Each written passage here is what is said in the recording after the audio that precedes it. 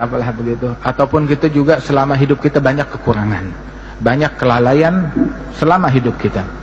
Syekhana Al-Habib Umar bin Muhammad bin Salim Al-Hafidh, beliau mengatakan, bagi seseorang yang melalui hidupnya dalam kelalaian, kemudian dia mau mengejar ketertinggalan dia tersebut, bisa. Baru sekarang saya mau balik, baru sekarang saya mau taubat, saya mau mengejar ketertinggalan saya yang dulu, bisa. Bagaimana mengejar? Umur udah 50, umur udah 60, masih bisa mengejar yang lalu-lalu? Bisa. Dengan memakmurkan 4 waktu saja. 4 waktu kita makmurkan. 1 waktu antara maghrib dan isya. Bayangin aja, sekali kita makmurkan 12 tahun. Itu baru dengan sholat yang 6 rakaat aja, belum pahala pengajian, belum pahala ini, pahala itu. 12 tahun. Makmurkan waktu antara maghrib dan isya. Yang kedua, waktu sebelum subuh.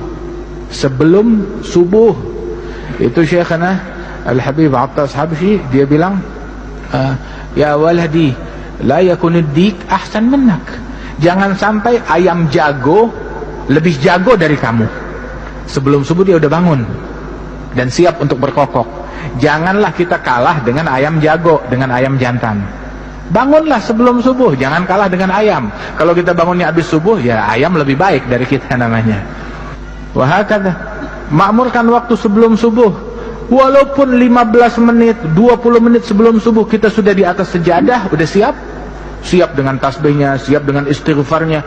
Walaupun 2 rakaat. Rasulullah bilang, rakaatan fi jawfil lail kanzun min kunuzil bir. 2 rakaat di tengah malam bagaikan harta karun surga, kata Rasul sallallahu alaihi wasallam. Dan juga disebutkan Al-Habib Al-Imam Syekhana juga, ini kita cerita orang yang kita kenal aja, nggak cerita yang jauh-jauh, orang yang kita kenal.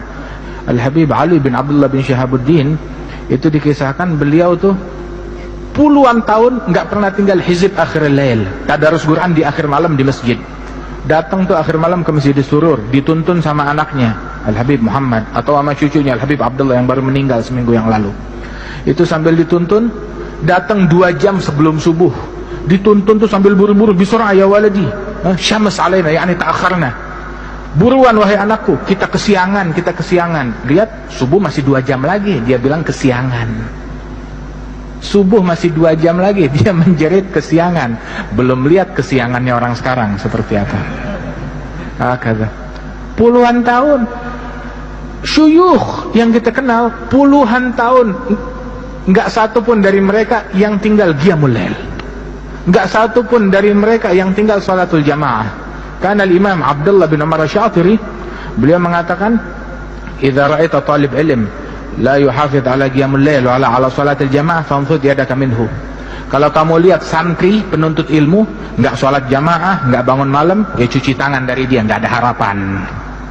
Santri enggak bangun malam, santri enggak salat jamaah, itu enggak pantas disebut santri oleh beliau. Nah, itu waktu sebelum subuh, walaupun 15 menit kita sudah di atas sejadah. Kemudian waktu antara subuh sampai isyraq, sampai terbit matahari.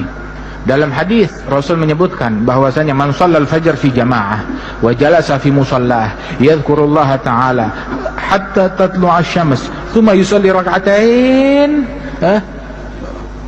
kana lahu ajr umrah hajjah wa umrah tamatain. Barang siapa yang salat subuh jamaah, duduk di musallahnya, zikir kepada Allah, bukan mainan handphone, bukan buka televisi, ya, bukan buka internet, duduk di musallahnya, ya, habis subuh, zikir kepada Allah atau baca Quran atau pengajian atau ilmu sampai terbit matahari, terus salat sunnah 2 rakaat isyraq, atau mau duha juga boleh kalau sudah masuk waktunya. Maka sesaat tersebut pahalanya seperti pahala haji dan umrah yang sempurna dan sempurna. Gratis. Yang mau haji umrah pahalanya besok ada di masjid ini. Besok ada. Tapi sholat subuhnya jamaah, duduk zikir sampai isyraq, sholat 2 rakaat, pulang bawa pahala haji dan umrah sempurna dan sempurna. Kita kalau mau pergi haji berapa hari harus tinggal di sana? Berapa biaya yang mau kita keluarkan? Begitu. Tapi pahalanya besok bisa kita dapatkan. Tiap hari bisa kita dapatkan. Tapi kewajiban haji tetap wajib. ya, bagi yang mampu. Ini waktu yang ketiga. Dan waktu yang keempat, sebelum tenggelam matahari.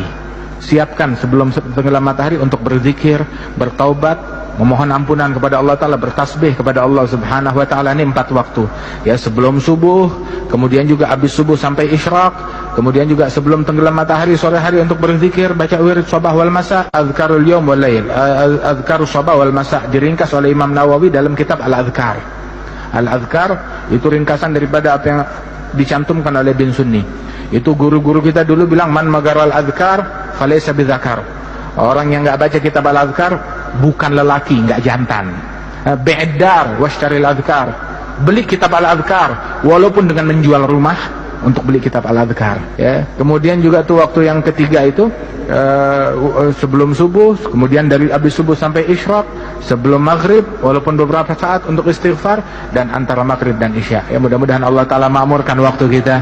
Allah Ta'ala makmurkan waktu kita dengan ketaatan, dengan keimanan ya. Itu disebutkan di terakhir, ulama kita tuh mereka mahal waktunya, terutama waktu antara maghrib dan isya, sampai mereka bilang, li'an udrab bisyu'la finnar fi wajhi ahab ilayya min an yukallimuni ahadun bainal maghrib wal isya bikalami dunia. Lebih baik wajah saya dipukul dengan obor api yang menyala, disodorkan ke wajah saya, itu lebih saya sukai daripada orang bicara ngajak saya ngobrol obrolan duniawi antara maghrib dan isya. Itu katanya beliau radhiyallahu anhu arba'in. Mudah-mudahan Allah Ta'ala makmurkan waktu kita.